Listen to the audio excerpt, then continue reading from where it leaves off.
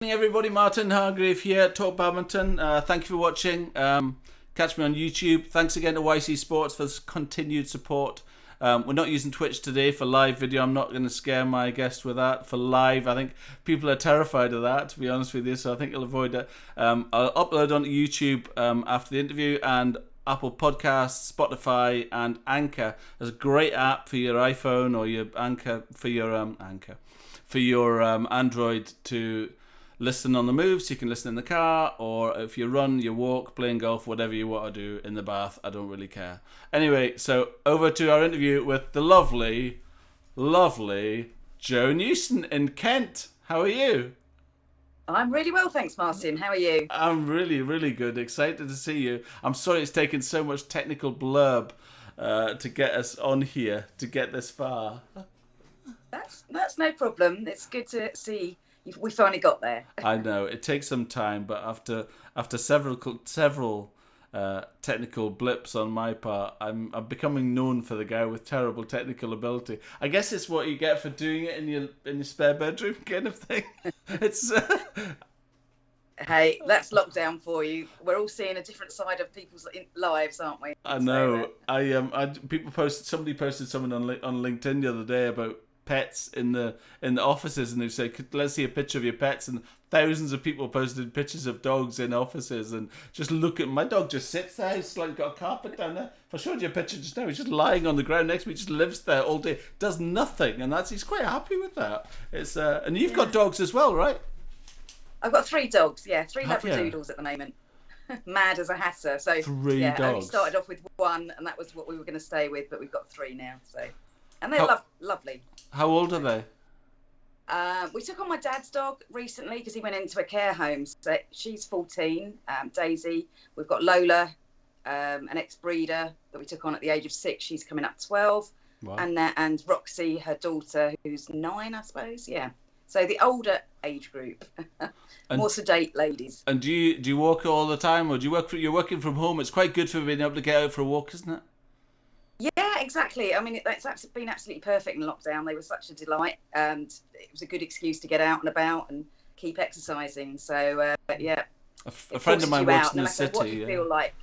Yeah, a friend of mine works in the city, and she's only just got a dog, and she would never have thought of it. And now, I don't know. I think people might be getting them as a way to get, I think if ever there was a time to get a dog, right, because because all of a sudden you're actually opening yourself up to a possibility when you're back in the office and your boss says, right, I need you 5 days a week, and you say, I'm sorry, I've got a dog now. Yeah, I know. I think that's changed a lot of people, but I don't think there'll be that demand. Well, certainly not in my industry to go back 5 days a week. So, don't you know? Dog care and dog sitting is the new career direction, isn't it? Lots of people doing that. I'm going to start crazy working at home. I'm going absolutely mad as a box of frogs. I'll sit up here on my computer all day long, and then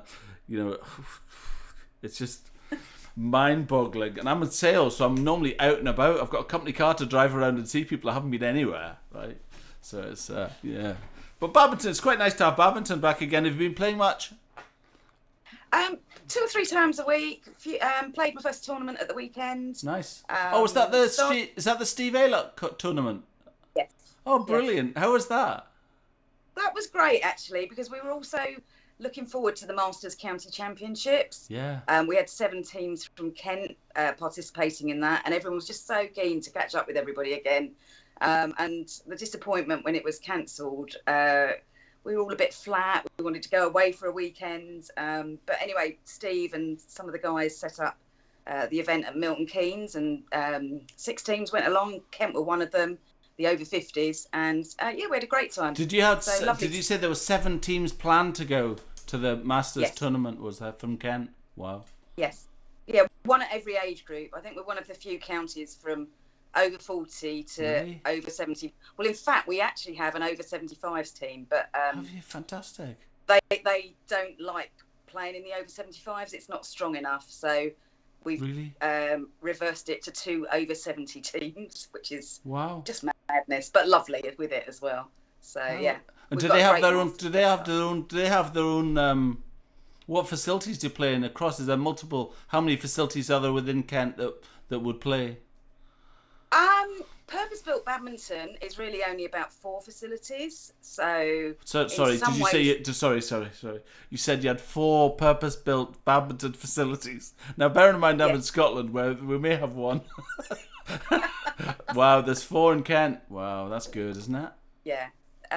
So yeah, that really encourages badminton sort of centres of excellence, if you like. So we're quite lucky from that perspective. 3 of them are 4 courts, and 1 of them is just 1 court. But yeah, no, that's great. And then lots of school facilities and sports centres and the like. So yeah, we've probably got about 80 clubs in Kent. Whoa. So yeah, and over 2,000 members. And does each club have their own committee, treasurer, secretary, and so do you, I was kind of talked about this with John Cancock yesterday, trying to get my head around how it's, I guess I kind of think in Scotland, like Lothian Badminton in Edinburgh, there's multiple clubs in and around Edinburgh, and they pick off for teams to go in, but it's such a small community of badminton. Is it kind of, is Kent Badminton like, is that how county badminton works? Is it a centralised body that looks after, that communicates with all of the committees from all of the clubs? Is that fair to say? Yes. I mean, I suppose we're linking in formal clubs that link into Badminton England, but there's also a lot of informal clubs who don't register with Badminton England. So I'm trying to build Sorry, why is that? I think some of them don't necessarily see the value of the costs. Is it expensive? Is it expensive? Is it expensive in Scotland, right? In Scotland, our club, they used to do it by player, and it was just basically they took a fee out of everybody's annual subscription for a club. So if you paid, let's say for £100, it would take £5 off a club per member to give to thing, and they've just changed it. Well, they changed it about 2 years ago. So now the club pays £50 a year. Our club pays £50 a year to Badminton Scotland, and then that's you affiliated. But the condition is that each and every player within the club is registered on a database, and that's what your level you're talking about. £50 for a whole club. Is Badminton England considerably more than that? Is it cost per player? Mm-hmm. There's both a club charge and a player charge, and so you're starting at £60 for a club with just up to 8 players, right. And it goes up to about 100. I think it's £120. Don't quote me on that. Yeah. For sort of a club with 50 plus players, and that's not too bad if you're a big club, but for small clubs it can be sometimes off-putting. Yeah. Then you're paying your personal membership, which can be varying levels depending on whether you're a volunteer, just a club player, a compete. Just roughly, is it is it £5 a month? Is it what? No, you pay one-off fee. Oh dear. Do you know what? Mine's direct debit, and I don't even know what mine is. I know. And then you have a county fee. So a county fee is on top of that. Does that go to Badminton England? That county fee? No, the county fee comes to us. To the counties. I see. So we get out of the 2,000 Kent members, we charge £6.50 per adult member. Per year. So we don't get a lot of money per year. Wow. And we have quite a lot of junior members who are free. They have free county membership. So we're really trying to operate the grassroots, the county structure, the tournaments and the events that go on within the county, the Shires League matches, inter-county championships, the Masters events and everything else like that, out of about an annual income of about £8,000 a year. And then on top of that, we might make money from some of our tournaments. Yeah. And Kent have a pretty big programme of tournaments, one of the largest in the country. And pre-pandemic, we made £5,000 off about 20 tournaments. Wow. So commercially, we're not that successful.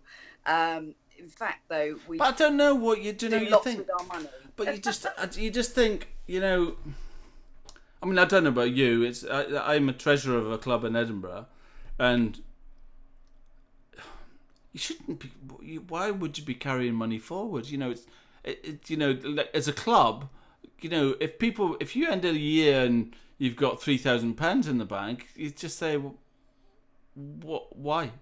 What are you going to do with it? What could you conceivably do with £3,000? You know, inevitably, you know, the likelihood is you've maybe charged people too much, or I mean, there's a level. Don't get me wrong. I wouldn't want to be to the stage where I can't buy shuttles for the start of the following season. But I just look at it and I think, it's not. Is it a business? You know, it's a kind of, it's a charity. Is it a business? Is it, you know? Yeah, I mean, we're a limited company. We're not a charity.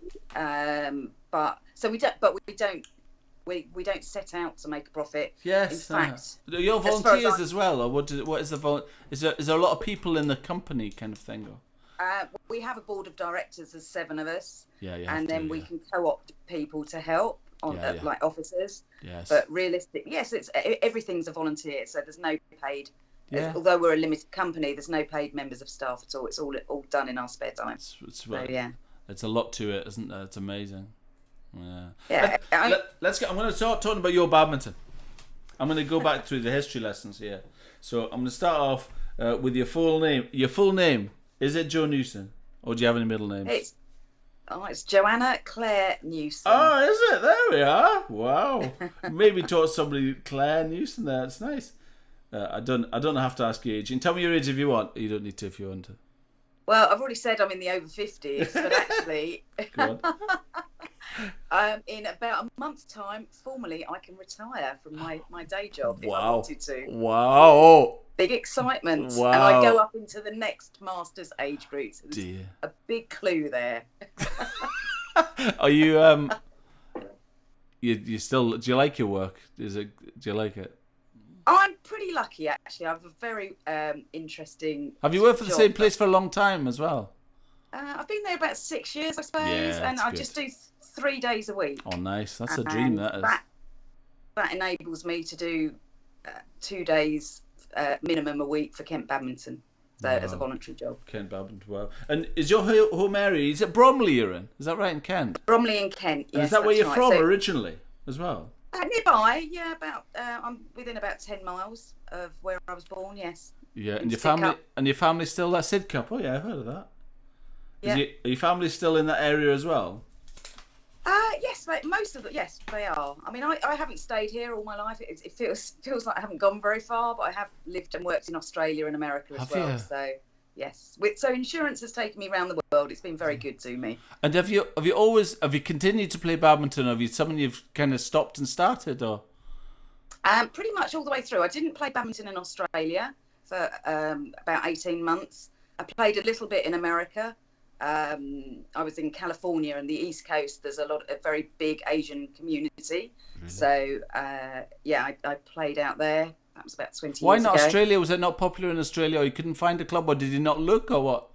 I didn't look. So right. When I went out there, I decided I did not want to transfer my life from the UK out to Australia and just do the same thing. So my whole thing was I want to do different things. I want to be outside. I'm going to Australia. I'm going to be outside on the beach. Yeah.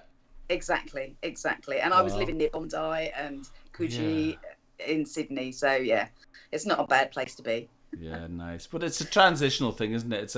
It's one of those things. It's not what you ever think, is it? I mean, I think it's a great thing to do for life experience, to say you've lived in Australia. That's pretty phenomenal, isn't it? Yeah, yes. Fantastic. And do you have any brothers or sisters? 2 sisters. Good. And do they play? They both played. I mean, the reason I play is both my parents played. Really? I picked up a racket at about the age of, 9 or 10. And Dad was the most competitive. He was an all-round sportsman. He had 3 girls. I was the oldest, and I ended up being the tomboy. Throwing balls against the wall, playing football with Dad. And I was the sporty one. So whilst we all did sport, my middle sister had no hand-eye coordination. She ended up going down the trampolining, gymnastic routes, that type of thing, and then just getting in trouble once she gave that up at about 15, 16, and just getting in trouble generally. My younger sister was much more talented naturally at racket sports than me, but she had no competitive instinct whatsoever. Wow. So, yeah, basically, we're all very different. Kirsty had trials for Kent as well, but just didn't care whether she won or lost a game. It didn't make any difference to her, whereas Funny, isn't I'm it? much more competitive than that. Don't you think it's funny that there are players that are like that? You see players that you just think you're so nonchalant, and you just think, I wish you'd commit to it. I wish you'd. I know some exceptional players that just are so casual about it. I think they behave like they don't care, but they probably do. But I just think it's their way. I just think that. Yeah. But there are exceptional players like that are Yeah. naturally exceptionally good badminton players, and they drive people that have to really fight to win mad. Because you're Yes. fighting to win, and they're like just wandering around. I know so many that just. Yeah. I guess it's a younger thing as well. But I know there's a chap in Edinburgh who's a really exceptional player, great movement, really fit. He plays showboating shots all the time, which drives you mad. And he just looks like he doesn't really care. He behaves like he doesn't care. But I think there's something in it.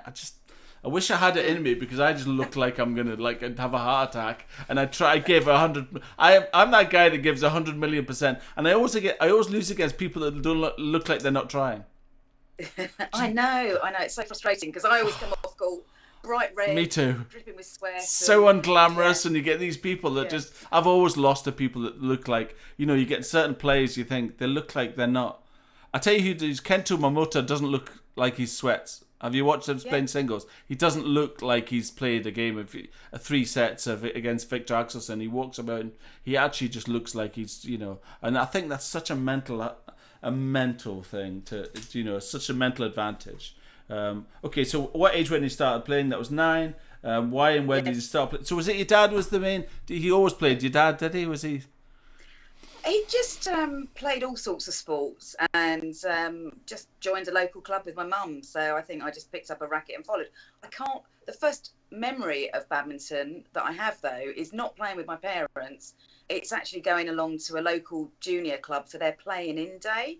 And literally, I do not remember really picking up a racket before that. What is that? What was a play-in day? What was that? Well, they had so many people on the waiting list trying to get into the badminton club that they sort of just took in 100 people on one day, and then weeded them out, and then maybe took on 30 for that forthcoming season. The ones, I suppose, the kids who had sporting potential. And for some reason I got picked on that. But and that was a really great club called Orpington Juniors that is still going to this day. Wow. And they produced some really good players throughout over the years. So yes. And that was you. And do you remember your first racket? I think I borrowed Dad's, but what it was, I've no idea. I remember the first one I was bought, and it was a Yonex Carbon X13. Wow. And I was still playing with those. I don't know, 15 years ago. I had 2 rackets. They lasted me for years. They just got restrung.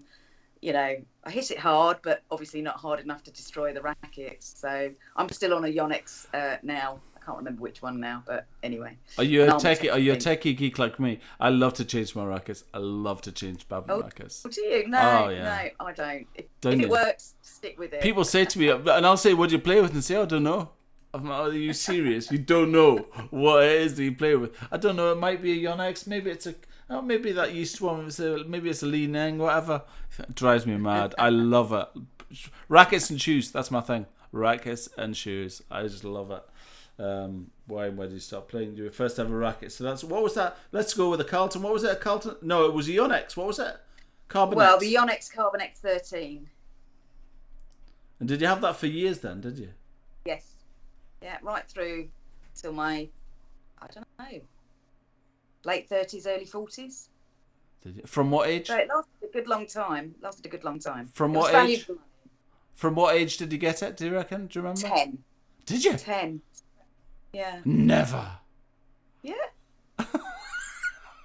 10. Yeah. Oh, I had mine battered. To be honest, I had a Carlton 3.7X, and it was a metal frame one, the 3.7X. Then I went to 3.7S, and it was but because it was a metal frame, if you banged it on the floor or off the radiator, which is inevitable in our club, off the radiator, it just ended up with a straight line along the edge of it. So they're always going out. They wouldn't. It's not like they were carbon where they would break. They would just like bend, kind of thing. The first club, Orpington, was it? Was that right? Yes. Orpington. That's cool. First shuttles you used. Do you remember what they were? Have you always used feathers? No, they were plastics, and Orpington Juniors actually only changed from plastic to feathers a couple of years ago. So they've Yeah. they've used it, and it's been a good training No. ground for a lot To of be fair, players. I quite like that. I used to quite like them. You could get a good smash off a plastic shuttle back in the day. But whenever I try them now, they're so light. They feel like they've got nothing in them, do they? But when I grew up, when we played singles and stuff like that, because the shuttle, I don't know how you feel about this, but because the shuttle was, because they were so expensive and they lasted for so long, when you got a new one, God, did it feel like a treat. You know, when you got a new plastic shuttle out, you think, wow, this is like, you know, it wasn't like a feather, which is like a couple of points. Yeah, that one's dud. Throw it. Yeah. It's unbelievable. The plastic shuttle, you got a new one, you're like, oh wow, this is a real treat. It was the start of a night. Maybe I don't even remember how many you went through in a club night. Do you remember when you went to club nights and you were playing with plastic shuttles? How many shuttles do you think you would go through? Well, no, you just brought them out. You brought the same tube out time after time because you know, the pretty hard push to tear them, weren't you? So they just lasted and lasted and lasted. But I don't know. It must be a my mental thing because I don't know how. Obviously, I wouldn't have bought them at the time. I was just a kid. But I'd be interested to know in a club night. You know, if people use plastic shuttles, do they use a tube in a night? Do they use, you know, how often? I think they reuse that tube. I'm pretty sure they'll be for reusing weeks. that tube. And in fact, we during lockdown, Ken Badminton made an offer on air shuttles to all our members when we were all locked down. Badminton Scotland did that as well, yeah. Yeah, and we shipped over a container, a few boxes of the air shuttles, and you know, people took a tube or two, and they're still playing with them. So it's a very similar sort of thing, isn't it? So, do you like them? They've got their place for grassroots, but no, not really for anybody who can play properly. They're for the beach. I think they're for the beach. I'll be honest with you. I'm determined to hold the first beach badminton tournament on the beaches in Kent. And we have the weather, which is slightly warmer than you do up in Scotland. Have you seen my interview with the air badminton specialist from the Netherlands? Did you watch that one? Not yet, no. Yeah, Han. He's a match organizer for. I saw a video on YouTube, on Facebook of. I don't know if you've seen it. It's an image of. I can't describe it. It's in a city centre, in a square, in a city centre, and it's an artificial beach, with a massive surround around it, with little booths in it, where people were serving drinks into the booths. There was music blasting through the stadium. I'll send you a link to it on this video.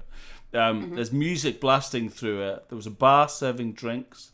There was a single way into it. It was totally socially distanced, and it was a sand thing, and it was a badminton court, and they were playing badminton with 3 on each side. There was 3 on each side. Yes. There was doubles. And it was all sand. It was quite a big court, obviously, but it turned out I thought it was especially for badminton because I was like, wow, this is amazing. This is huge, right? It's a massive outdoor event, and you know, if you're in the city going through the shops, let's go watch some badminton, have a drink, and just go in one of the cubicle things. And this guy was talking about it, and it was actually a beach volleyball arena set up, which somebody set it up at the start of a season of a few months, and just said, you know, we're going to set it up, and they actually sublet it. And they sublet it to badminton. Brilliant. They were sublet it to badminton Europe, and there was a whole tournament, an event, with prizes and the whole thing inside of this. Oh, absolutely, yeah. You could definitely do that on the beach. Yeah, fantastic. Tell me about your coaching. What, my coaches or your coaching? When you were first coached as a player, do you remember your first coaching? Yeah, I mean, just very, very basic stuff. And my dad was along helping feeding, and he took his coaching badges alongside me progressing up through the ranks, if you like. So he did his beginners and then intermediate and then advanced coaching badge, helping Orpington juniors as I worked up through the 6 sort of levels that they had. Did you? For the different players. So yeah, it was a great setup, really. So did you start coaching really early yourself? Were you actually a coach yourself? Did you get a coaching badge? Yeah, I did my coaching badge probably mid-20s, but I've never really actively coached. I always said that the coaching would come when I stopped playing competitive badminton at a decent level, and I'm still playing county to this day, and I have represented England at masters level. So. Wow. That day has never come where I've spent a lot of time coaching, really. It will come at some stage, but just not yet. Yeah, I think it's a thing where I think the breaks you learn and the kind of tips that you can give to people is so valuable.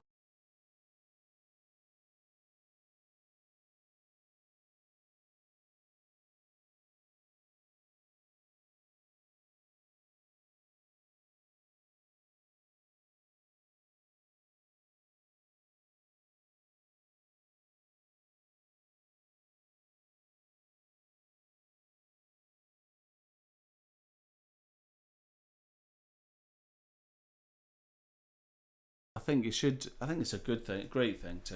It is a good thing, but I could never really take much advice from my father on the badminton court. Yeah, it's hard. So he just. That's like getting a driving lesson from your dad. It's just not on. Exactly. So he would watch me playing in a tournament or a county match or something, and he'd see exactly what I was doing wrong or spot what I should be doing, what shots I should be pinning the opposition down on. And if he came on court to try and tell me, I'd be like, "Go away, Dad. Leave me alone. Leave me alone." If he said exactly the same advice to someone, one of the other parents, they came on court and told me, I'd be like, "Oh yes, Dad. Yes, that's really good." And I'd follow the advice straight away. So there's something about listening to your parents, isn't there? I definitely. Just doesn't happen. And does your dad still about? Does he still play or anything? Or?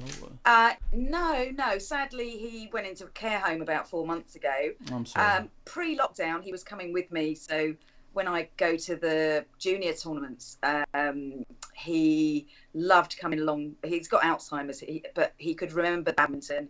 He loved coming along with me. Lots of people knew him and remembered him. Yeah. There's some lovely stories around how he's supported some of our really young players. In fact, one of our little superstars at the moment, an under-12 player, Cavan, was about 8 or 9 when he first met my dad, and he was only 8 or 9, and he was playing in the under-18 mixed Kent restricted tournament. Wow. And he was playing with Holly Williams, who was an England pathway player, and they got all the way through to the final. Wow. And we're just looking at this incredulously, saying, what a little talent. But, we're watching all the pairs picking on him, because obviously you're not going to pick on Holly because she was too good. Yeah. And he stood up to it so well that my dad went over. Yeah, my dad went over to him afterwards and was just like, he said to me, "Joe, have you got some money?" And I said, "What?" And he said, I want £20. And at that stage, he wasn't managing money or he had a full-time carer. Sure. And so I gave him a £20 note, and he went over to little Cavan and said, "You are the best little badminton player I've ever seen. I want you to take this £20 note and buy yourself some gear, some equipment, or put it towards a racket, because you are just a little superstar." That's lovely, isn't it? And we didn't obviously then see many people during lockdown. And when things opened up last year, I was chatting to his mum, and that £20 note is still on the shelf in Cavan's bedroom. And it was the first professional winnings he's ever won. Yeah, and he's keeping that £20 note alongside all his medals and cups, and he's doing really well as an under 12. That's amazing, isn't it? Yeah. What a lovely story. What's your dad's name? Norman Newson. Norman. That's lovely. Well, but this is dedicated to him. Yeah, good for him. Yeah, it's lovely, isn't it? It's a selfless thing, coaching, don't you think? It's just it gets, I don't know. I can see it. I can actually see it. I think I can imagine myself doing it. I'm going to be that guy, because I was injured. I was at the club last week, and I was that guy sitting on a folded away chair, sitting watching and organising games and handing out shuttles. That we don't normally do that in our club. We just, everybody goes on and you mix it all up, and I've got a racket stand, and you switch rackets around and Tuesday games and all that stuff. But last week I just sat there because I've got the keys, so I open the doors, put the nets up, all that stuff, get the shuttles out, get a little table ready and all that stuff, my little register of who's there, and just sit there with my long coat on in the freezing cold hall. It just reminded me, I thought, this is going to be me. See, in like 20 years time, I'm going to be that guy, that guy that goes to all the tournaments and just doesn't play, but it's just, I still love watching badminton. I just love it. Don't you? I just love it. You see, I'm the opposite. I get I get really frustrated. I'm not a good spectator. Really? I just want to play. Yeah, I don't like. I can watch it on YouTube or telly, Yes. but live badminton or just it's actually almost the hardest part of being chairwoman at Kent Badminton is I have to go along to these tournaments and present prizes and, and watch the games. And I'm like, I don't want to sit here and watch the games. I want to go and play. You want to go? And what about the All England? Do you go to that? No. Joe. I'm not a great spectator, like I said. But okay. I said this to John yesterday, and I'll say it again to you. And I was chatting to a guy in Trevor who's coming up to Scotland. He contacted me to arrange some games in Scotland, and I says, "Have you never been to All England?" He says, "No," and he's not far from Birmingham. And I went 2 years ago because I got a kind of an invitation through somebody that applied to be a line judge, and he bought a ticket to go for the week, Tuesday to Wednesday to Sunday, the season ticket, if you like, and then applied to be an umpire, a line judge. He got accepted to be a line judge after he got his ticket, so he's like, I don't need my ticket, does anybody want to buy it? And I thought, oh, okay, I'll go. And I got the train down, I went down on my own, and it's a revelation. If you've never been, it is, if Tuesday, Wednesday, Thursday, Wednesday, Thursday, Friday, at the All England is unbeatable. Because, do you know what? There's no seats. Yeah. And you just... But funny enough, I was at that All England 2 years ago. Were you 19? So, were you? Yes. And I got COVID 2 days later. So did I. And my wife and my boy, they're at home. So did I. I came back. And I remember being at it and thinking, I don't know what all the fuss was about. And then when I came back, I mean, how many Asians were there? You know, there were all the stuff about, you know, all the Asian, you know, China, all that stuff at the time. And we've been back in the middle of Birmingham in that square, you know, and you're like on that bridge and everybody's sitting there. And I'm sitting there thinking, I've got video and photographs of me sitting there like rows deep of people with no masks on, with feet over the backs of the chairs and all that stuff. And now you look at it and you think, you know, somebody bumps into you at the supermarket with their basket, and you turn around and say, "Excuse me, did you just touch me?" The world's gone mad. I know, but no. So, and did you like it? Did you not like it? I didn't mind it. I was really up there for a meeting with Badminton England. Oh, no wonder. So, well, no, that was fine. We did the meeting in the morning, and then as part of going on to the meeting, we got free entry into the event, and I stayed a couple of hours and then came home. So, like I said, not a good spectator. No, never going to be. Really, I love that. Just the whole, it's like, you know, when you go to the cinema, you just buy loads of sweets. My mate goes, and he just goes to the Sainsbury's up at the Broadgate and into Sainsbury's Extra, buy a bag load of stuff and just sits there and like just gets surrounded by food. It's like I go fishing, I fish, and that's what fishermen are like. They just take loads of food, pasties and sandwiches and crisps, and you just sit there and eat for like 10 hours, 11 hours, and then you go home, and it's just, and it's like, I can imagine it being like going to the casino, you know, where there's no oxygen in there, so you don't know what time of day it is. You go in there and it's light, and you come out and it's dark, and it's like hours later. Sorry, I'm keeping you on. I'm rambling on. So your first coach was who? Your dad, do you think? Yeah, probably. Good for Norman. Good for Norman, yeah. Do you remember your first ever tournament and trophy? Yes, I do, because there was a regional Northwest Kent tournament for juniors, and I went along to that, and I think I got a bronze runners up. I think the reason I remembered it is that I was spotted there by a county coach and asked to go along to Eltham Green Badminton Club, which was 3 days a week. So it sort of expanded. Do you remember who that was? Option. Who was that? Yeah, it was Dennis Blasey and Ted Lyons. And so Dennis is very well known. He was amazing. He moved to Liphook in Hampshire, which is a good hour and a half drive from Eltham Green Badminton Club, and for years he drove back 3 times a week to carry on coaching us. Wow. I mean, years and years, bless his heart. And so I owe a lot to Dennis, really, because you know he spotted I had something, I don't know what, but and from that asked to go into, you know, the county squads, and sort of just worked my way up through there. And what was that coaching like? Was it, how much was it kind of How was it? A lot of physical? What you like with the physical side of coaching, and heavy duty shadow badminton and lots of drills and the physical exercise involved in being coached? Are you like with that? So it's quite funny. So my current partner I knew at that time, actually, although we then lost contact for 30 years. He played in the England squad. We're the same age group. We played for Ken, and he played in the England junior squads with people and trained with people like Helen Troke and some other great names of that time. Yes. And he trained so hard, he made himself sick. And that was sort of, it was heavy duty physical fitness training alongside, heaps of footwork, shadow badminton, etc., shot work and everything else like that.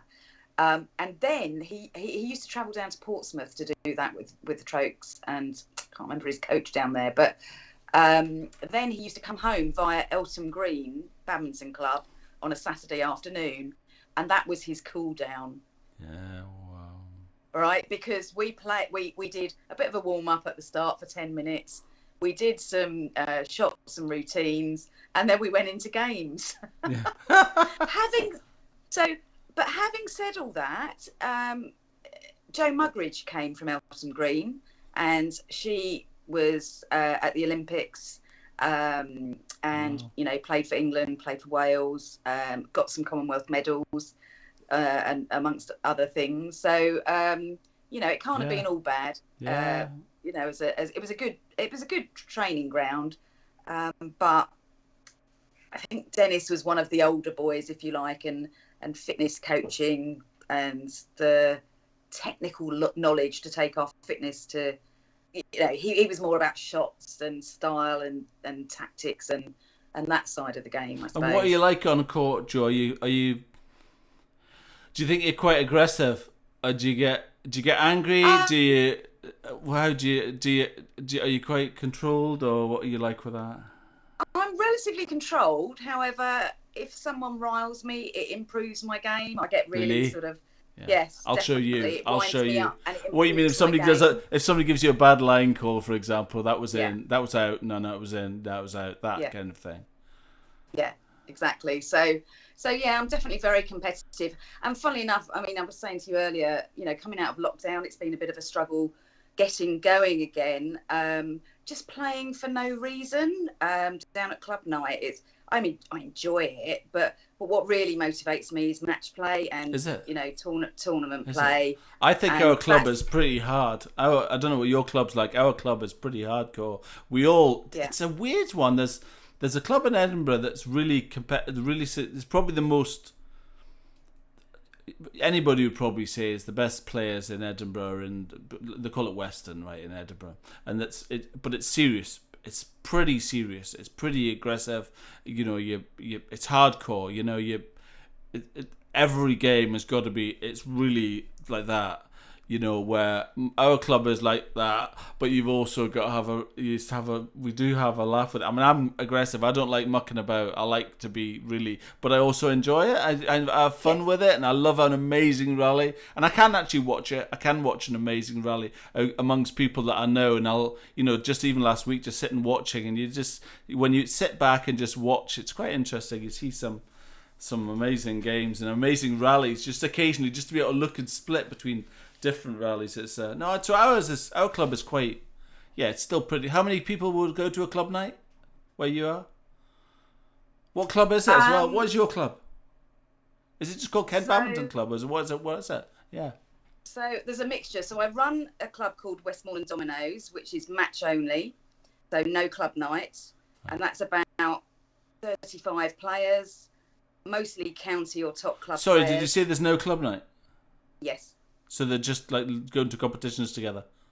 Just league matches, so league play only. Yeah. Wow. So I run that one. I'm a member of a club in Surrey, actually. My main club is in Surrey. That's South Croydon Sports Club, right, or generally known as CMP. And that's another purpose-built 3 courts badminton only facility. Wow. With a bar and everything else like that. Wow, that's you've just said my 2 favourite words: badminton and bar. What's it called? Croydon what? Croydon? South Croydon Sports Club. I'm going to bring it. We're going to come over this screen, right? I'm going to come over this. Okay, 1 second. There we are. I can see my screen now. I can't see you now, but I can see my screen. Maybe I'll bring you back as well. 1 second. I bring you back as well. 1 second. I'll bring you over here. Can you see yourself? Yes. Okay, good. Okay. And so, where am I going? South Croydon. Yeah, South Croydon Sports Club, and they've got 300 members playing badminton there. Really? And there's a grade night. And so did you say 3 courts? South Croydon Sports Club. Oh, is that it? Yes. Badminton. And there's grade 1. There's grade 1 to 5. Yeah. Yeah. And so Tuesday night we have 50 members on a Tuesday night. Sorry, 50 members with 3 courts, did you say? Yeah, but not everyone turns up. So obviously at the beginning of the season, you might get 35 to 40. It's all on a peg system. It's a bit slow. Then as the season goes on, people sort of dial down the amount of times they play there. So you can often go, what it says is Monday night is. Oh, let me blow that up a little bit. So Monday night is top class county league. So that's a Tuesday night. Yeah. That's when you go. Is that right? Tuesday night. That's your club night. That sounds good, right? That's good, is it? Yeah. It's a fantastic standard. It's just a top club night. There's such a good standard of play down there. Yeah, that's my favourite. So even though it's in Surrey, it's only 15 minutes from where I live. Is it? So I play down there. And then you're going to be really intrigued because my other club that I play for is down in Gillingham in Kent. Wow. And I actually I run a ladies team in the men's league. Oh wow. Really? Yes. You run a ladies. That is the best thing ever. Really. Yeah. And what's the? Wow. Do you play a lot of levels? Do you play a lot of level doubles? Yes. Yeah. Level against doubles gents. You'll often, like in club night, would you play a level doubles against 2 gents? Yes. Yeah, that's good, isn't it? Yeah. So we play in the Medway League. We have a team that's a mixture of sort of up and coming juniors and then sort of some good county masters players or senior players. And we take on the men, and we've worked our way up from, I think it's Division 5 to Division 1. There's a Premier, so we're not good enough for Premier. We're in the right place. Div 1 for us is right. It's testing and challenging, and it's the best ladies doubles I could get to keep my game fast and sharp. How do you feel about getting thumped? Do you know what? If people are better than me, that's not a problem. But I'll give them a good go. I mean, Are you the kind of person? I know quite a lot of people that play badminton that will look at a game and say, or they'll look at a tournament and that kind of thing and say, we're never going to win that. I'm not going to enter that because we're going to get absolutely thumped. I don't care about that. I would play at any level against anybody, and if I can if I aim to get 1 point, I don't care. I mean that's an exaggeration, but but there's a lot of people who won't compete if they think they're going to get thumped. It doesn't bother me. Yeah, it doesn't bother me. I mean, I played Nick Pontin and Julie Bradbury a couple of years ago and got truly thumped in one of the Masters tournaments, but it was a privilege to be on court with players of that sort of standard. I agree. So, and just to watch, in awe sometimes as the disguise and the sheer skill levels, that players in their 50s still have. It's quite incredible. Yeah, I interviewed a chap, Jim Mailer. I don't know if you know that name, from Scotland. He's a ex-Scotland number 1 in Scotland for a number of years, and he used to come down to Wimbledon to play. Actually, back in the days. I think it's probably late 50s now, maybe 60s. But he used to play against a guy called Bruce Flockart, and they trained together in Grangemouth in Scotland, and they competed against each other for years, really, for the number one spot for men's doubles anyway. So I was chatting to him, and he said the first time he played, he went to Perth to the Scottish Nationals, and when he was younger, obviously 19, 20 years old, and he went up there and he got absolutely trounced, like 21-1 or 15-1 at the time or something, and I think he got 2 points or something, and he was just humiliated, and he went home that day, and when I interviewed him, he said it just, it really gave me fuel. It really gave me fuel to say, I need to work on this, I need to work on that, I need to get fitter, I need to get stronger, I need to improve my stamina. And the following year he came back and he beat the guy, and he just said that was getting beat was his biggest motivation. And I always say that. I always say that to people when I see stories of people having been beat. You learn so much more from losing than winning. I think anyway. People always say that. Yeah. Yeah. So while I'm on this page, tell me about Ken Badminton Limited. Well, we're unusual in that we're a limited company. So most county organisations are just association. Exactly that. They're badminton associations. We are a limited company and have been for about 20 years. So we have to do all the things that a limited company would do. Report on accounts, company's house guidance. So it's a tougher bar, if you like, that we have to set ourselves. I mean, since I took over as chairwoman about 4 years ago, it was very much a stick in the mud organisation that I took over. Nothing had changed.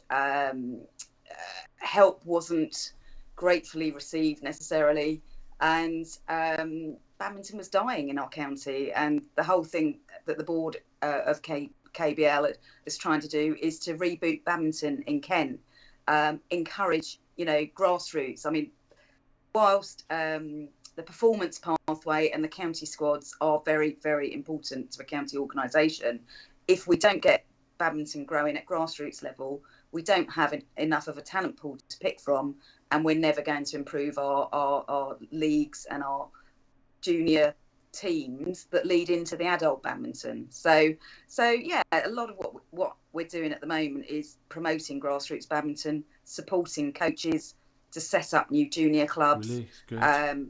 Running tournaments for non-county players. We do one of the biggest tournament programs of any county, I believe. So there's an awful lot of work that goes into this. We're planning on running our first para badminton or disability badminton tournament on 16 courts in May, and interestingly, that won't be a Badminton England sanctioned tournament. That will be a Kent sanctioned tournament, mainly because Badminton England's guidelines are too restrictive for the disabled community, if you like, and we wanted to go broader than Badminton England currently do. So we stretch the boundaries on what we do. I'll give you another example. We're doing what we call the Badminton Futures tournament. So this is for all our non-county playing kids, and we've got about 240 entries in a tournament next weekend, Saturday and Sunday. Wow. 8 or 9 year olds all the way up to under 18s, and it's just the great. We did our first one in the January before lockdown. We had 170 entries. We're building it up. This is our third one, and we're up to 240 entries, and it's just superb. We talent spot there. We have school kids come along who aren't members of junior clubs. We have coaches there who encourage them to come along to more structured coaching activities outside of schools, and that is building up just a great junior network across the whole of Kent. So yeah, massively about the juniors, massively about grassroots badminton, and ultimately I think in 3 to 5 years time that will pay off in the senior, the adults scene. Hopefully the leagues will start rebuilding, and we'll have a thriving badminton community down here. And do you think are you one of the biggest counties for badminton? Yes. Yeah. Well, we were pre-pandemic. I don't know where we stand now, but certainly we're in the top 5 counties in terms of membership, because that allocates our votes at Badminton England. How many clubs meetings. did you? I can't remember if we talked about this when we're off camera. How many clubs was there? Did you say within your county? Yeah, I think it's about I think it's about 80 clubs in Kent. Wow. I mean, Kent is a huge county. I'm at the top end, the northern part of the county. I can drive for an hour and 3/4 before I hit the coast and the other end of the county. Yes. So we're a big. So 80 actually isn't that many. There are a lot of unofficial clubs though who don't. Those 80 are the ones affiliated to Badminton England, and there's an awful lot of clubs out there that don't affiliate to Badminton England. We've got a Tamil group, if you like, in Dartford. There's 300 members. They're not part of our, the general setup. But again, I'm trying to build links into those so that they can join in with our tournament programs. We can join in with their tournament programs, and just build up badminton. I can only imagine that such a massive part of what you do must be in communication. Yes. With so many different people, it's not like you've 80 different whole sets of management, effectively, aren't you? Really, everyone's got their own Normally, a club would have one representative at least, right? And then I don't know, yeah. A lot of those clubs are quite sleepy and just do their own thing and aren't really interested outside their little sphere of influence. I, having played and lived in this county for many, many years, I know a lot of people just, through travelling around, playing my own matches. And then, yes, a lot of it is networking. A lot of it is getting people to work together, helping volunteers come together to run events. Getting coaches to work together to bring players on. I do also other stuff like liaising with entities like Kent Sport, trying to get public funding out of them for grants to help. Because like I said to you probably before the interview started, as a CBA, our income is only about £8,000 a year from county membership fee. And that is just £6.50 per adult player. We make no charge per year, right? Per year, yeah. And we do an awful lot with that money, and we do make some additional income from our tournament program. But a large number of our tournaments run at a loss, and the problem we've got at the moment is that our main facility, Medway Park, which has 16 courts, they've put their fees up by 50% coming out of the pandemic. And that makes it quite difficult to keep entry fees down at a reasonable level to attract people, but still make money, or at least break even. Actually, I think that's the difficulty. A real difficulty with juniors, obviously, is because it has to be subsidised, doesn't it? But children, it's just adults. They're working life. You're either a university student kind of thing where you get grants and you get subsidised anyway. But juniors is something that's so, I guess, it's so expensive. It is probably a drain on. If there's money, I think I said to you before, if there's money left over, a club wonders, if they end the year with a surplus, then you question what's the purpose of that surplus, and probably juniors is the way, right? That's to invest in booking courts, because the venues still want their money, and the shuttles still need their money, I suppose. Yeah, our most successful adult clubs are the ones who've set up junior clubs alongside them, and that's really the way to grow. So I give quite a lot of advice to different clubs. It could be anything from social media, how to get new members. But yeah, it's fascinating. It's a people business. It's trying to get people to work together for the love of sport. I'm enjoying parts of it, and the political parts of it sometimes drive me nuts, but I've got quite thick skin over the last few years. I think you have to have that. I'm quite interested in the idea of the limited company. Why was it made as a limited? I mean, by the way, I have to tell you, I love the idea of a limited company because it's so accountable. That is the fundamental word that I love about it. Is it's so accountable. There's nowhere to hide. I deal in business, and there's nowhere to hide when it comes to. You've got to register accounts. You've got to show where the money goes. It's totally transparent, and I'm all for that. And I just wonder why. I guess there's a cost to it, an accounting cost to it, where most places are such charity kind of. But you do question. I'm a treasurer, and I'm to the nth degree about money. I think I'm just such a cynic when it comes to money, and it's such an emotive subject. Everybody has a question about money. It just always creates aggression. It always creates a problem. So I just wonder why. How did it start as a limited company? Do you know?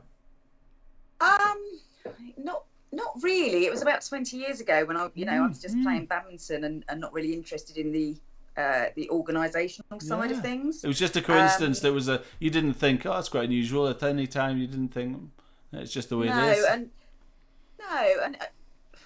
it's just the way it is. It's what I've inherited, and it's what I'm working within. So it is what it is. But you're certainly doing a great job. Well, let's go back to your badminton if you like. Yes. Who was your main competition when you were growing up? Who was the person that you couldn't beat, or who was the person that you came up against all the time that kept on beating you and you couldn't beat them? Well, Jo Muggeridge, as I mentioned earlier. So she's 2 years younger than me. When I started off at sort of Elton Green at about the age of 13, I was beating her quite regularly. And by the age of sort of 14, 15, she was travelling around to all the big tournaments and getting some great success. And she overtook me. So it was continually really frustrating. And the thing is, she is still, she's coaching a lot and producing some of our top players, both for Kent and England, still within our county, and I still have to play her to this day, and it drives me nuts. And she gets in your head. She still gets in your head. Well, she's so she's got such a strong wrist, and she's so deceptive, and she's one of the best coaches I've ever met for teaching deception. But it's not great being on the receiving end of it. And of course, she knows my game inside out. So I still have the still lucky enough to play with her as well sometimes. And we have some great game. We actually play really well together. So yes, we're going back 40 plus years. And how good is that? The two Joes. Yeah. Two Joes. Jo Muggeridge is my nemesis, really, I suppose, for want of a better phrase, but also a friend. I love that. I'm going to go on to the current time. I know we've covered a lot of history here, really. What's your favorite? What's your current racket? A Yonex Armatech something or other. Oh right, okay, yeah, okay. Yeah. Armatech. Okay. Oh, I would like to cover that with you. How much do your clubs cost? How much is a typical? It's a difficult one to say. What do you think the average annual cost for a club is? And it seems to be a bit of a thing where, like our clubs, they charge you an annual thing and includes all the shuttles for the year. Does that happen in England? Yes. So, well, I can give you a number of different models. So, South Croydon Sports Club, yes. I pay about £28 a month. Right. And that gives me club night every Tuesday night. Yeah. Including all the shuttles, feather shuttles, and access to book courts outside of club night. So, really? when the courts are empty, still have to pay for those courts. Oh, but do you? It gives me membership rights to book courts. And like I said, it's a badminton only facility. So you can, get access to some pretty nice clubs. So that's £28 a month. I suppose that's for. I'll say it's. Isn't it funny? I see £28 a month. I think like, okay, £28 a month, 30 times a month. That's 12 times. I'm like, right, okay, that's 12 times £30. That's £360 a year, and I think, God, that's a lot. But then you think about it, it's like, what is it? Is it £7 a night? It's £7 a night. Yeah. £7 a night, and that, which is fine. Yeah. Exactly. Yeah, I agree. And then it's good, isn't it? The match only club, we just charge. Well, you're obviously not funding club nights. You're just funding the league. So we £10 annual fee, and then your match fees. So different models for different clubs. Is that really? It is. I was going to ask you a question. I forgot what it was now. That's really annoying. It might come back to me. Do you know what tension of racket you take and what kind of string you use in your badminton rackets? 24 is the tension. 24, and good. whatever my stringer puts in, I'm not that fussed. That sounds like BJ65. Everybody does that. BJ60. No idea. Do you have a colour? No. Do you not? You don't care. You just say. And okay, how often do you break your strings? Not that often. Do you not? Try going tighter then. See what happens. Try going tighter. Try go to 26 because you can obviously deal with it. Try it. Just try it one time. But the thing is, for mixed doubles, I like a bit of give in the rackets, in the tension, just to. You should try BJ. You should try BJ 80 power with 60 grams, right? And 26 pounds. And what it is, right? When you get it, if you scratch it, right? If you scratch the string, it's not glossy. It grips. And that is amazing for a touch of the net. Amazing. Oh, okay. Amazing. You try it. Ask for somebody. Top tip. I'm going to write that one down. Top tip. BG80. Next time you ask, it'll cost you an extra £2.50. But it's got a grip and it's finer. It's finer. You can go a little bit more tension, but because it's got a good grip, because if you scratch it, like I say, you can feel. It's not shiny. It's actually got texture, and it gives you amazing control at the net. Honestly, you should try it, and let me know how you go on. I think you'll like that one. I think it's called BG80 Power. It's definitely a BG80, but yeah, it's a good one. How do you manage family life and badminton? Have you got kids or that, Joe? No kids. No kids. Never have. Just 3 dogs. That's enough. Just 3 dogs, and are you married or?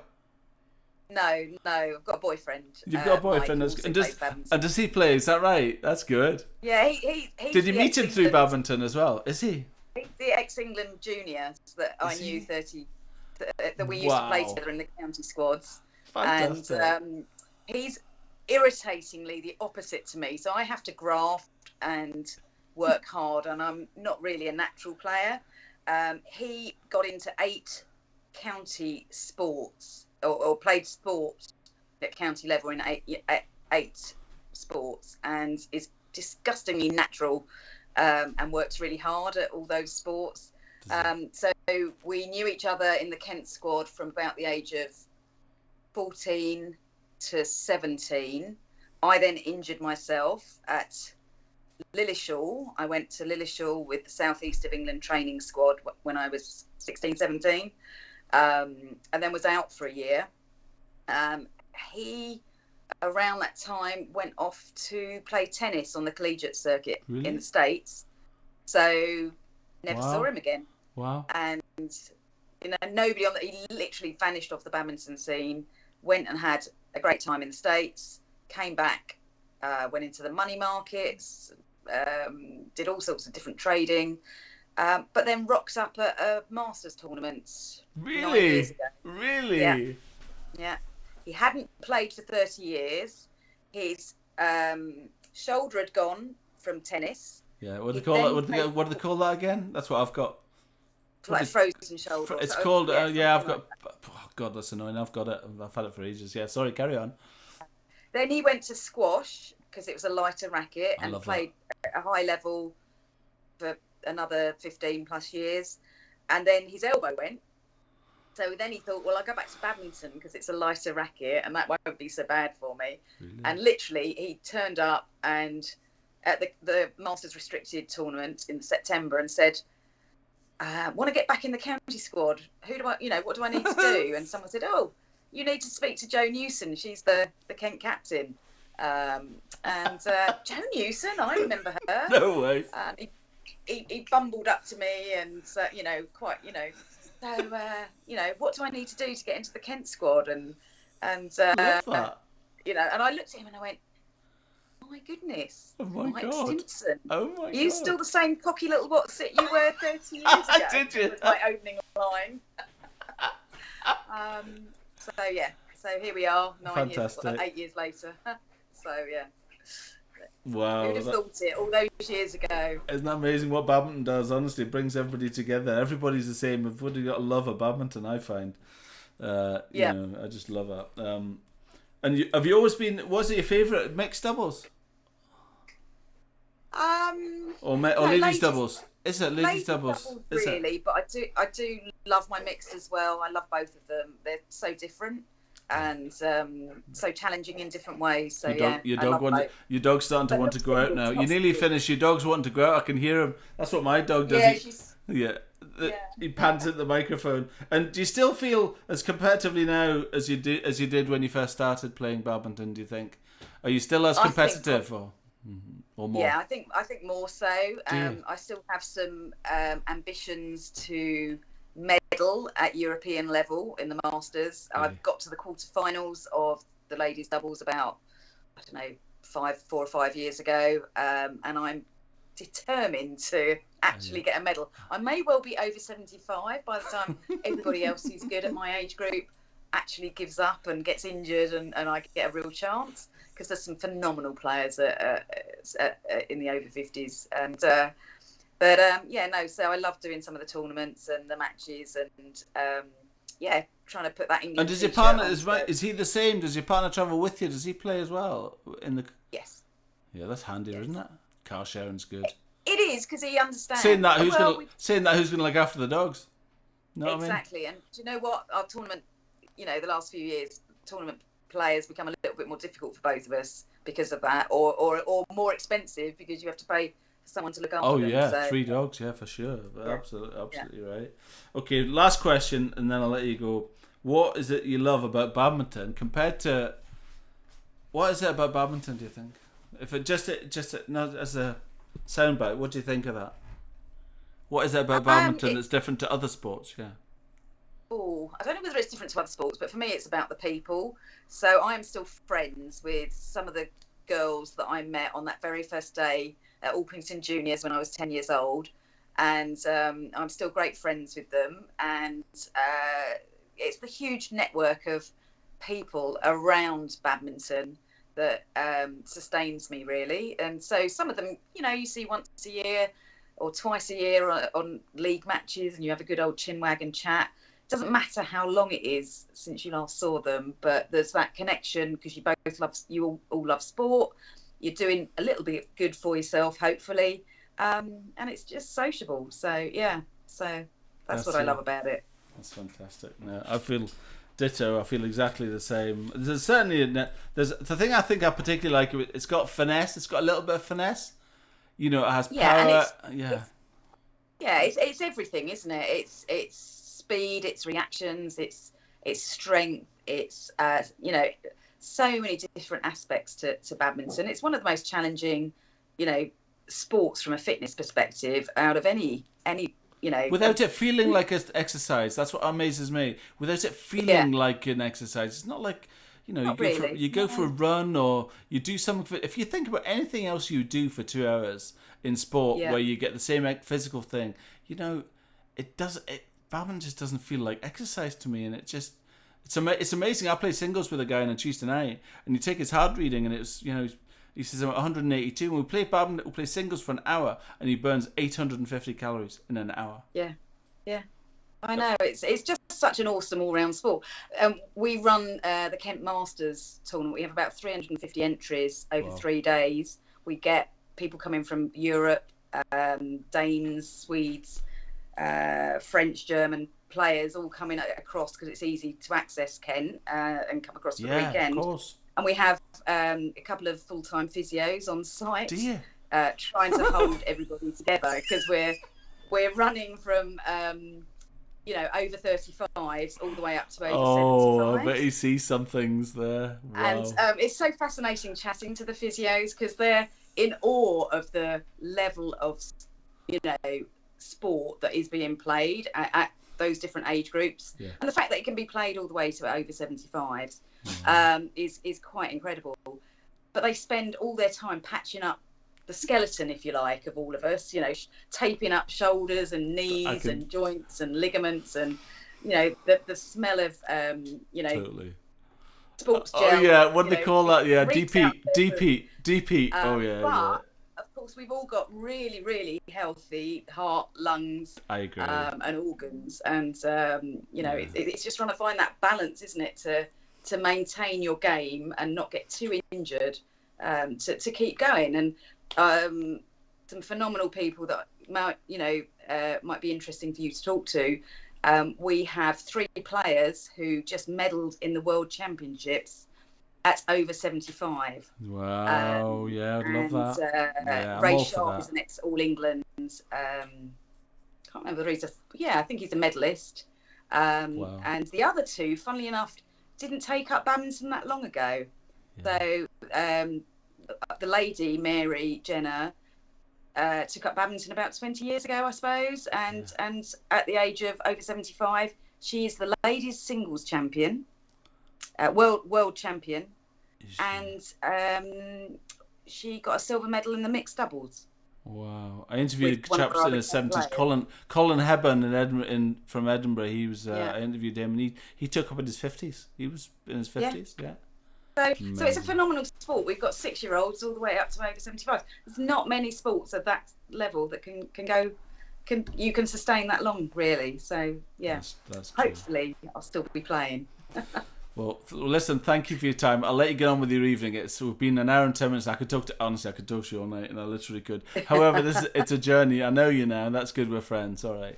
Well, you enjoy. I hope you've enjoyed it. Yeah, great. I have. Thank you. Thanks very much. Have a great night. Take care. Thanks, Thank Joe. you, Bye. Lovely to meet you. Bye. Bye.